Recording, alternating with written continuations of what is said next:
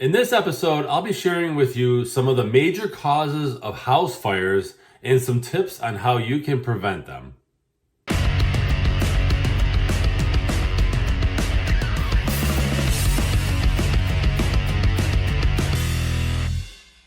Welcome everyone to this episode of the AskJasonGelios Show. I'm Jason Gelios, Michigan Realtor. I appreciate you tuning into this episode. This one's going to be a hot episode, right? Because we're going to be talking about the major causes of house fires and ways to prevent them. And this is a huge topic, actually. It's an awesome topic because it can really apply to anybody. You don't have to own a home. You could be renting a home. You could be renting an apartment. It doesn't matter because this applies to pretty much everybody who resides in a dwelling, okay?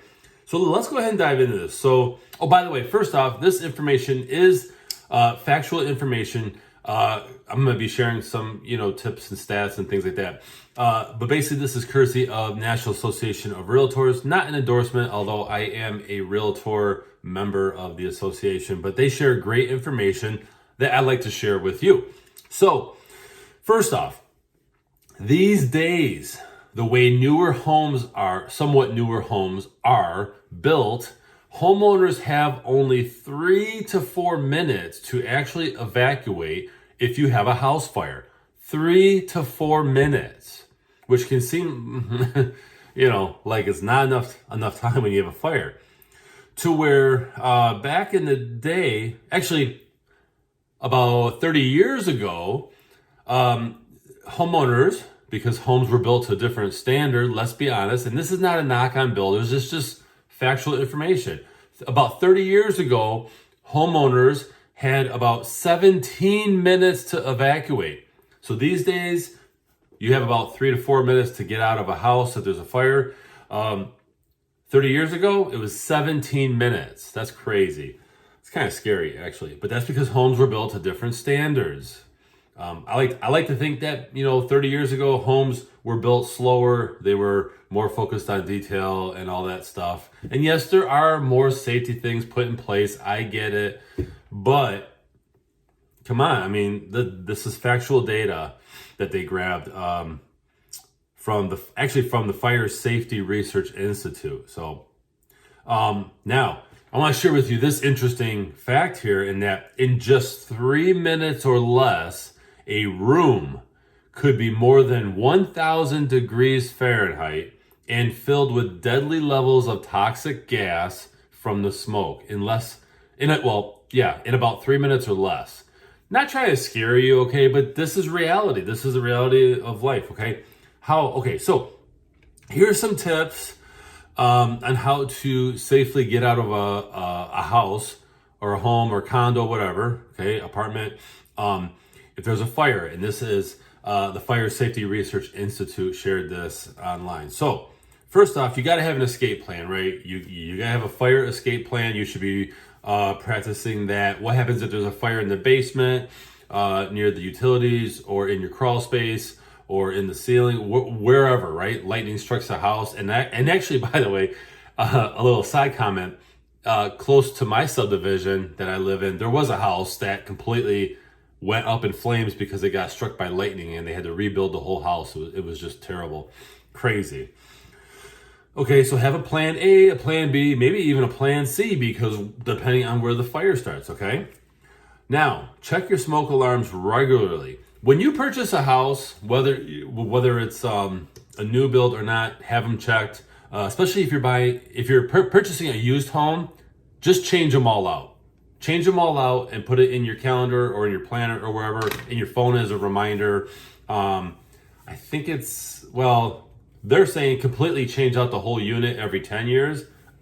Do it every 3 or 4.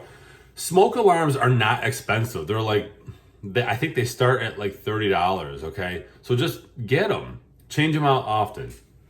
Especially if you get a new used home, just change out the whole unit, not just the battery, okay? Peace of mind. Close your bedroom doors when sleeping. I've actually heard of this. This Fire Safety Institute did a campaign about close before you doze, and that was close your doors. Because they did research showing that the protective barrier, a door, can offer.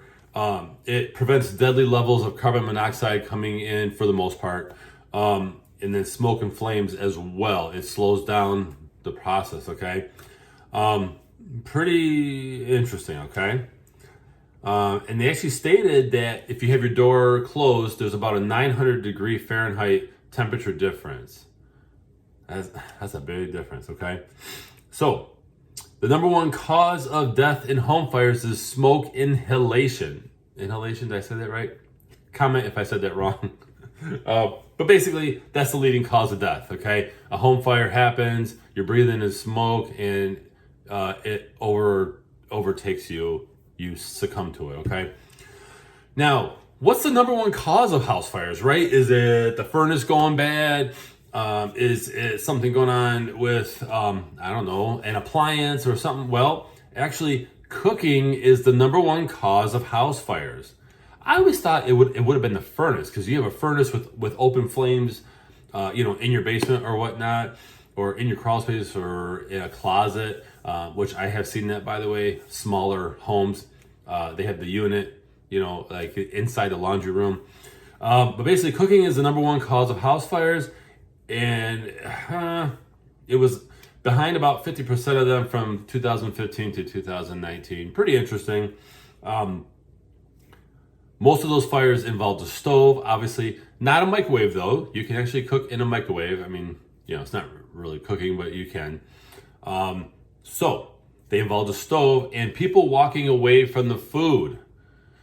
Always monitor what you're cooking. Don't just throw something on the pan and then, okay, I'll just go over here and watch my show for a minute, or this and that. Yes, if it's in the oven, you can kind of do that, but this was like, stove. They're talking stovetop things, grease, whatever happened, okay?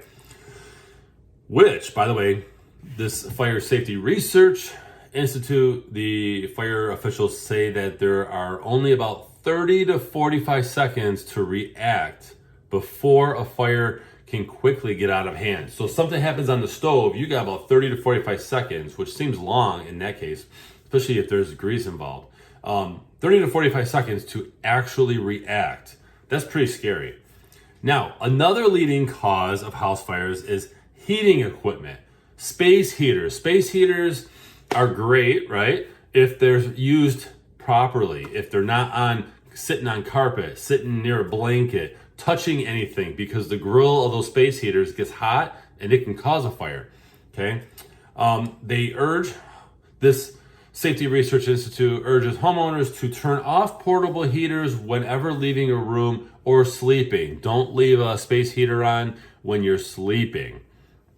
And it should be kept at least 3 feet away from furniture, bedding, anything else that is flammable, okay?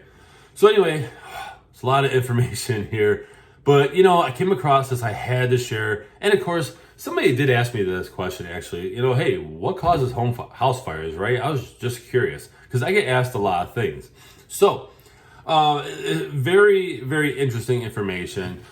Share your thoughts in the comments. Tell me what you thought about these things that I shared, the causes of the house fires and the tips that I shared from this great information, okay? And by the way, follow me on social media. Those links are in the description below. And be sure to visit my website. It's allabouttherealestate.com. There's a pop-up form where you can fill that out and receive a new episode of the Ask Jason Gelios Show, plus some other homeowner tips and things like that in your email once a week.